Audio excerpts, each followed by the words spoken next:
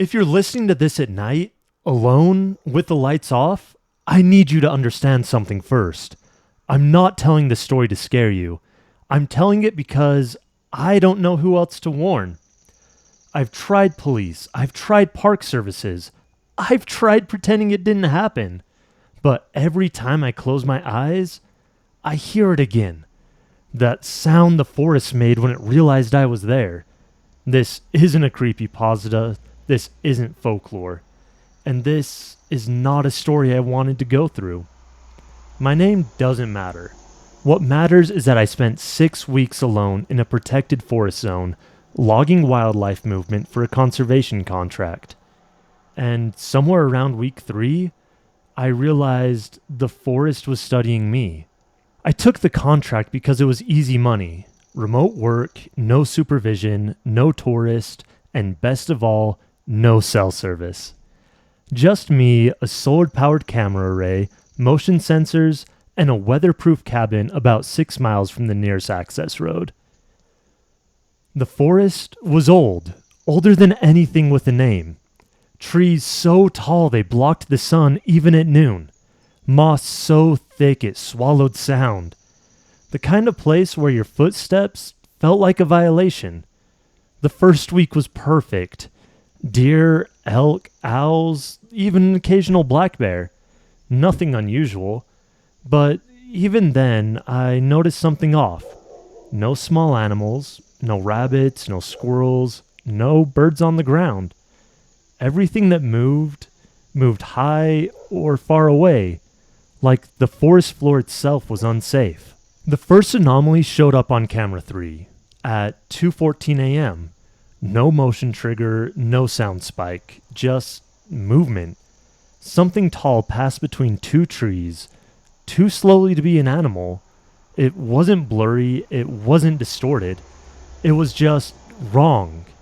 Too thin, too upright. Its joints bent where your joints shouldn't. I marked it as camera error. I shouldn't have. Because after that night, the woods stopped sounding normal. Crickets went silent at the same time every night. The wind died without warning. And once, just once, I heard something breathe outside my cabin wall. Not sniffing, breathing. Deep and controlled breathing. On day 18, I found footprints. They weren't fresh, but they weren't old. They were just there. Like something heavy had stood long enough for the ground to give up. Bare feet, no claws, no pads, 5 toes, but too long. And they ended abruptly, as if whatever made them simply lifted upwards and vanished. That night, something knocked on the cabin door. Not a bang, not a scratch. 3 slow taps. From above the handle. I didn't answer, I didn't breathe. And after a minute, it tapped again. And then it laughed. Not very loud, not making fun of me. Just pleased with itself. The voices started the next morning. Faint and distant, calling my name. Except it didn't sound like me, it sounded like recordings. Flat and imperfect, like someone repeating the idea of speech without understanding it. I shut off all the external microphones. It didn't matter, I could still hear them. From the trees, from the ground, and once from inside the walls of the cabin. That night, the cameras triggered all at once, every direction, every sensor, and on every screen, there was something standing just beyond the tree line, watching, completely still, just waiting for something. Trust me, I tried to leave, but my truck wouldn't start. The battery was fine, it was full of gas, but the engine was just dead. And that's what I found the marks. Scratches.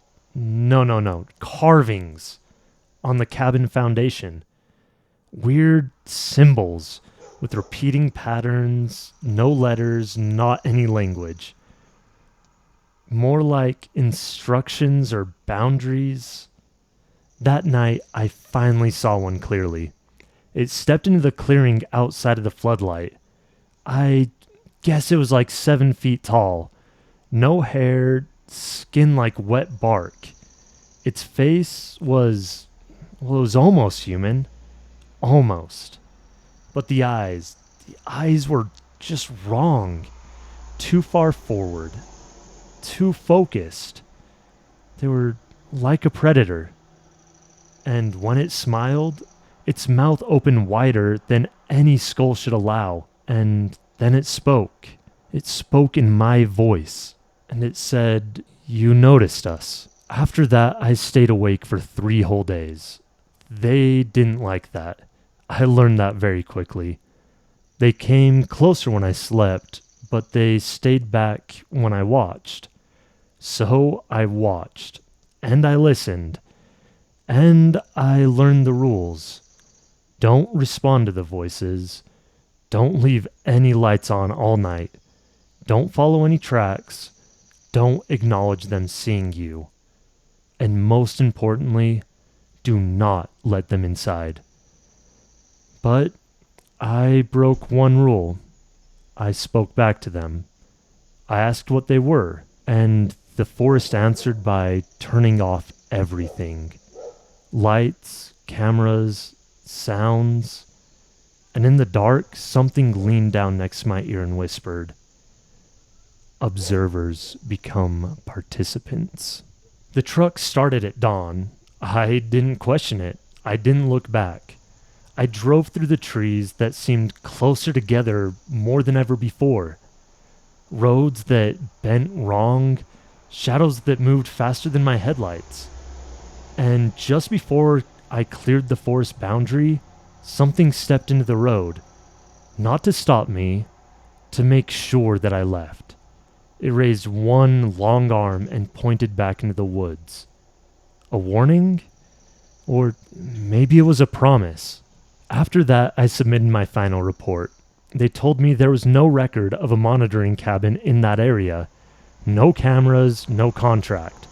The forest apparently had always been empty, which would be comforting if I didn't hear them knocking.